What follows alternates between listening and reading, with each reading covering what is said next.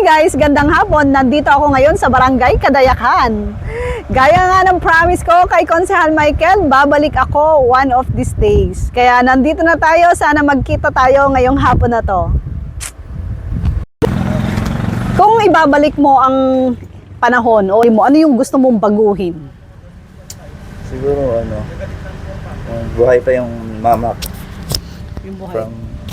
Siguro paano kung ibabalik ko po yung panahon, siguro nung bata pa ako na buhay pa yung mama ko. Tsaka bakit po? Ilan taon ka na namatay si mama? Hindi po taon, months po. 1 month. Ikaw ba yung bunso? Yes. Baga. Sige, thank you for sharing. Yun po. Kung ibabalik mo yung panahon, yung kabataan mo, ganun, anya jay ko ang jay panahon na yon na gusto mong ibalik sa buhay mo? Bubing kumataw at ano ka, matitog dibiyag kuma.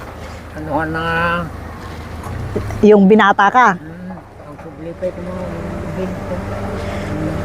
Kay. Pag bumalik ka sa pagiging binata, liligawan mo ba uli yung misis mo? O ibang babae na ang liligawan mo? Hindi gawa ko lang sa tatawa ko. Siya pa rin ang liligawan mo. Akala ko iba na. Okay, dahil dyan tatay, thanks for sharing. Toy, pagpasensyaan nyo na ang aming nakayanan. Sophie Vlog, City Facebook. Oo. Pwede po bang i-vlog ko kayo? Pwede ah. Ang tanong ko po, kung babalik kayo sa panahon ng kabataan ninyo, ano yung gusto ninyong balikan? Halimbawa lang po, shock. Halimbawa ako, fairy. O gusto nyo bang bumalik sa pagiging binata nyo? O gusto nyo bumalik? Bang ko, hindi maganda. Ano yung specific na pagkabinata nyo? Nung naliligaw kayo sa misis nyo, ganun po ba? Ay, oo ah. Pag bumalik po kayo doon, si misis nyo pa rin po ba ang liligawan nyo o ibang babae na? Ay, misis ko talaga. Oo, misis pa rin niya. Ay, nagtatrabaho yung misis ko. Ito pa rin ang kod. Loyal talaga kayo, tatay, ano? Yan po maganda. Dahil po dyan, pagpasensyaan nyo na po ang aming nakayanan. Ay, salamat, Para madam. kanyayo. Sige po. Guys, dito tayo sa bandang Riverside. Tara. Gandang hapon po. Ako nagbablog po ako. May munti akong vlog sa Facebook, Sophie Vlog. Okay lang po ba i-vlog ko kayo? Ang tanong ko po sa inyo, kung maibabalik ninyo ang panahon, ano yung panahon na gusto nyong balikan sa buhay nyo? Ay gusto ko yung makabalik ako sa kung saan po ako nang galing. Saan po kayo galing? Bicol po. Ay, Bicol po din kayo.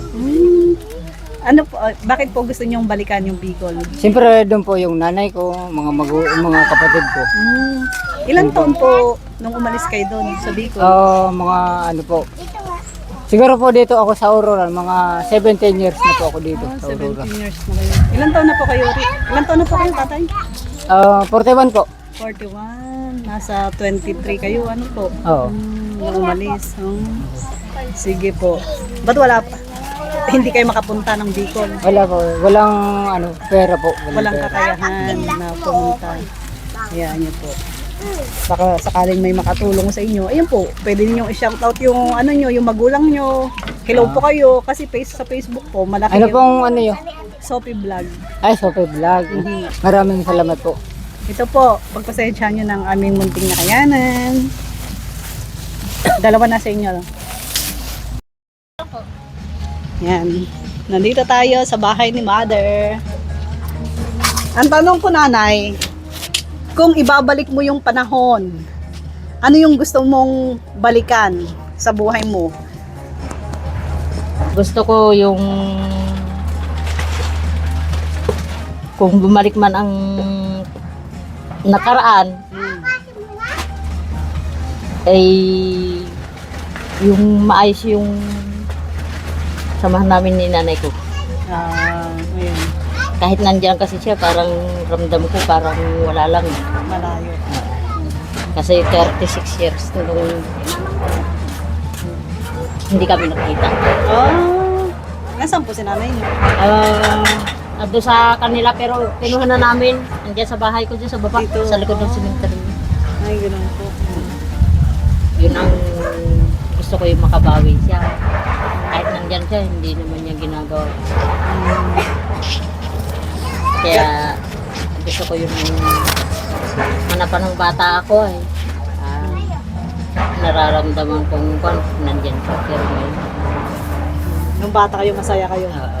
Lagi nung nandyan kasama ko sila. Lagi nandyan yung mama. Pero ngayon, sa 36 years na yun, na hindi kami nakikita eh, parang wala. Ba't po umalis si mother? Doon tigaron siya sa Bicol eh. Ay, taga Bicol po kayo.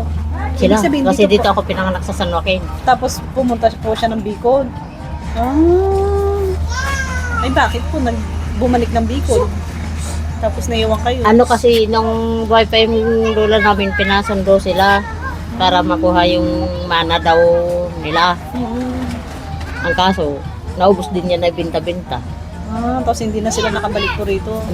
Tapos ginawa nila ate ko ng paraan para lang mapadalhan sila ng pamasahe papunta rito. Ang speak namin, hindi na sila mabubuhay. Doon. Speak namin talagang hindi na sila, patagal na silang patay ganun. Kasi bata pa lang ako nung last na sumulat sila, pero huli naman na nakarating sa amin yung sulat. Kumbaga patay na yung tatay namin bago namin nalaman na buhay Buhay pa pa pala. pala. Nandun pa.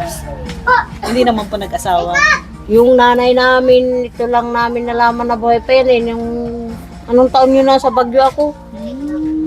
Nito lang. Kaya pinasundo nyo na po. Oo. Nung matanda na. Yung pamangking ko nasa ibang bansa at saka yung pamangking ko rito, nakuha nila yung account nila doon. Yun nalaman namin na anak pala nung kuya namin na nanguhad sa kanila rito noon. Tapos sinabi niya sa pamangking ko rin na buhay pa yung nanay namin. Hanggang sa yun, nagpasa-pasa na yung mga contact. Noon kasi wala, di ba, hindi uso Opo. cellphone. Buti po na Or sulat-sulat lang. Malaki pong bagay talaga yung cellphone. Oo. Yun ang pinakang ayos na kwan namin ngayon na magkakapatid. Pero mayroon pa akong hiling. Ano po yun? Yun sanang kuya ko nandyan ay. Hindi ko alam kung saan parte niya sa Isabela.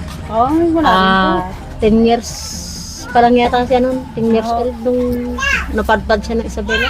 Hanggang hindi pa kami kikita. Ay, ganun. Parang sa nanay ko. ganun. Yan po, pwede nyo naman pong sabihin, baka kasi sa Facebook po ito, sakali mabasa na, ay mapanood nila, ganun. Si Kompleto. Mariano Abindanyo Yan. Jr. Pwede nyo pong kausapin. Kasi nung bago umalis sila nanay ko, nauna umalis yun. Hmm? Bago umalis sila nanay ko nun. Eh bakit po, 10 years old pa lang kayo umalis na siya?